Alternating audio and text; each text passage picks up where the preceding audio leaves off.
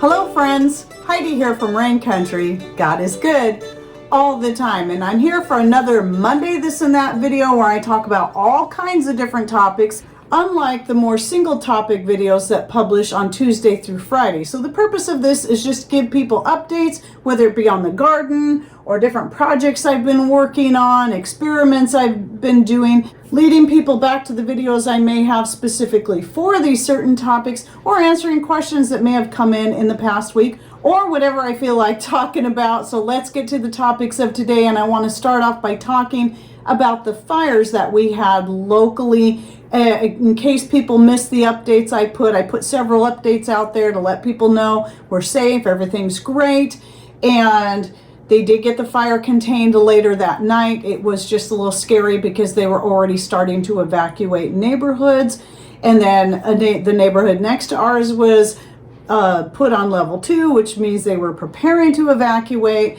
That would have meant our neighborhood would have been next, but thankfully they got it all contained.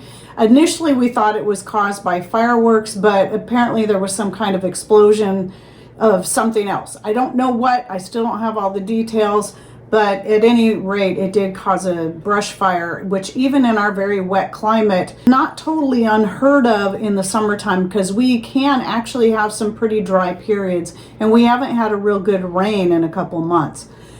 But then later that same night, just as the fire crew was coming back into town, even though we had this big scary fire on the west side of town, somebody on the east side of town decided to, against the rules, go ahead and light up some fireworks and started another brush fire.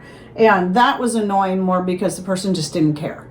And despite after the fire started down on this side, the mayor had immediately put out a ban on fireworks, and that included the city fireworks, the regular display, because none of the firefighters would have been there to make sure everything was dealt with properly. So because they were down the other way taking care of that fire. So anyway, as far as I know, there was only one home lost, which is obviously a horrible thing, but our community is a great community. People pull together and take care of each other, so I'm sure that everything's going to be fine there. There were no casualties. I think there was one of our firefighters that got wounded. I'm not sure what happened there. I haven't heard any more details on that. But anyway, again, I just want to thank everyone, those people who cared enough to just at least think of us, and those who took time to pray. We really appreciate all of that. So it was good to know that we had a great community even online that would pull together for us and for our extended family. And as you might know, my oldest son, he's lieutenant on the fire department, so of course he was down there. My nephew is also on the fire department, and he was down there, and plus a couple of our friends were down there. So I'm very happy and thankful that everyone made it out safe. But along with that, I wanted to say that the very next day after putting out that post, a video had published that was just a regular video that was set to publish. And I think some people forget or don't know, but I have told people numerous times in my videos that I am several weeks ahead on all the videos from Tuesday through Friday.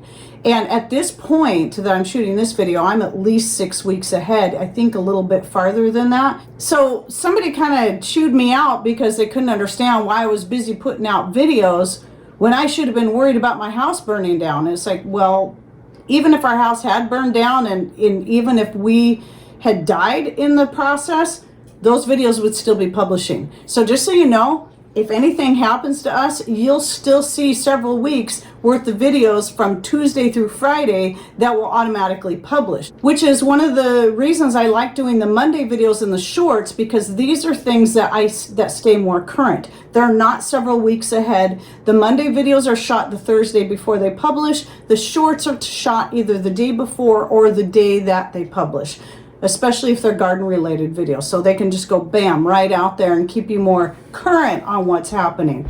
So before you start reprimanding people about things you don't understand, maybe take some time to be a little gracious and thoughtful, and realize that there's probably more to the story than you understand. Okay, so now let's go ahead and talk about that muscle rub. So here I ended up with 3 of these bottles. of the homemade muscle rub. This one, I've had a few different recipe videos out on a homemade muscle rub. The very last one I did was just on the infused oil. So my purpose in making this particular blend was to make it and not add any essential oils to it and see how well that works. And one reason why I'm doing this is because some people are very sensitive to essential oils and cannot use them even in small amounts. And any of us, even though we may have been using them for years, can suddenly become sensitive to them and have to stop using them altogether. And so that's one thing. And then the other thing is essential oils are can be pretty expensive. And so I wanted to find a way to create something that would save money, that would work hopefully just as well without the need of adding all that stuff. So that is what I have here. So this is just an herb and spice infused oil. So I'll be linking down below in the description box to that recipe. And I want to let you know I have started using it and I really like it. You don't immediately feel that icy hot feeling as you would with the ones where you add the essential oils such as peppermint, eucalyptus, clove, and more. However, I'm finding this is still working really good, and this is also going to save quite a bit of money, and I'm pretty happy with this. So by the way, if you're new and you don't know how to access the description box, it's going to be somewhere down here, whether you're on a smart device, YouTube, Rumble, right down here you'll see either more or show more. You just click on that, it'll open up the whole description box, and you'll be able to find any of the links and other information I am putting in there, and that goes for any video on anybody's channel. And then today I went out and we finally got cherries on our trees, our young trees we've had for a few years now, finally produced cherries this year. But I know some of these aren't fully ripe, but they are tasty. I had to go out there and get them because the robins found them. Even though I had the flash tape on the tree, I seen a robin eating my cherries, and I don't have a lot because my trees are still young, and I'm so thrilled to finally get cherries. So I went ahead and picked the rest of them, and you know, I'm hoping in the years to come we'll be able to see much bigger harvests. Again, our trees are pretty small and very young, but this is exciting to see. And then the lilac infusion, I wanted to give you an update on this. So some time back I had made 3 different lilac infusions. One was with homemade wine and raw honey. Another one was just using spice rum, and another one was just using homemade wine. Out of the 3, I found that the best tasting one that really brought out the flavor of the lilac was the raw honey and the homemade wine. Now, when I first made it, I was afraid it was too sweet and the honey was overpowering, but as it sat for a couple of months, I found that the flavor of the lilacs really got into the honey and wine much better, and it mellowed out the honey flavor. And I do believe because it also is drawing moisture out of those flowers, that it added more liquid that way. And so it had a much, much better flavor. But with the other 2, the wine and the spiced rum, the flavors of the alcohol were just too overpowering that I couldn't enjoy I couldn't really taste the lilac as opposed to the raw honey and homemade wine. The homemade wine was added to the honey to lower the viscosity to help it to extract better, and that's why I did that. For those interested, next year when your lilacs are coming in, you could even try just doing the raw honey and the lilacs, because what will happen is the water, if you're using fresh lilacs, the water will come out of the flowers and that will thin out that honey. I would probably still add just a little bit of homemade wine to thin it out some. But at any rate, this is just a great flavor that you can use for whatever. You can add it to icings, you can add it to your coffee, you can add it to your teas, whatever you want to add it to. I just was experimenting and having fun and wanted to give it a try. So I may or may not do that again next year. I do definitely like the lilac infused water and the lilac hot tea, and those are something I definitely keep doing. So I forgot to mention when I did my last in that video where I was talking about infused water, I forgot to mention that I did do the lilac and it was excellent. And I have also since done the honeysuckle. This is actually my 2nd or 3rd batch of honeysuckle infused water, and I really like it. So I would say the honeysuckle, especially if you let it sit for 2 days, it takes on an even better flavor when you let it sit for a couple days than if you just let it sit for one day. So that's letting it sit in the fridge. So it's just whatever edible herbs, flowers, whatever you want, even fruits that you can throw in there. Pour some water over it, stick it in the refrigerator, and let it infuse for at least 24 to 48 hours, and then you have a nice cold infusion. So I usually have several jars going. You can make it in a half gallon if you want. I like to do quarts because they take up less room and they're easier to find places to put them in the fridge, and because I like to have several different flavors going at a time. So right now I have a holy basil and pansy one in there again because that's one of my top favorites. And today I'm either gonna make another mojito mint one, maybe mojito mint and cat mint put together, or I'm gonna do orange mint and lemon balm, which is one of my other top favorites. And then also, by the way, you can see here my little bouquet of medicinal herbs. Sometimes, at least once during the season, I will pick a bunch of my medicinal herbs and then make a little bouquet to bring into the house because, well, it's medicine for the soul too. So I love being able to bring that beauty into my home and the nice fragrance because I've got rosemary in here. I've got a little bit of oregano. This is catmint. This is woolly lamb's ear. Obviously some miniature roses. The feverfew, even though feverfew doesn't smell that great, the aroma of everything else, especially the rosemary, really kind of overpowers that. So mostly it's the rosemary smell and it's wonderful. I love it. So just some ideas. If you got a lot of medicinal herbs growing and you think they're pretty, go ahead and gather a bunch up and make your own bouquet just to bring into your house and enjoy their beauty and their aroma. All right, the last thing I wanted to bring up, and if you're vegans, you're probably not going to want to hear the rest of this. I'm just letting you know, here's your chance to back out. But we were invited out to our friends this last weekend to help them butcher some of their chickens and ducks. Because just like a lot of homesteaders, they're trying to get to the point where they don't have to buy at least their chicken from the store. They're just trying to raise all their own meat. And whenever they have chickens, they have too many roosters or chickens that aren't laying or chickens that are just mean, those will be the first ones to go. And so it was really a great experience. Patrick went ahead and invested in a chicken plucker.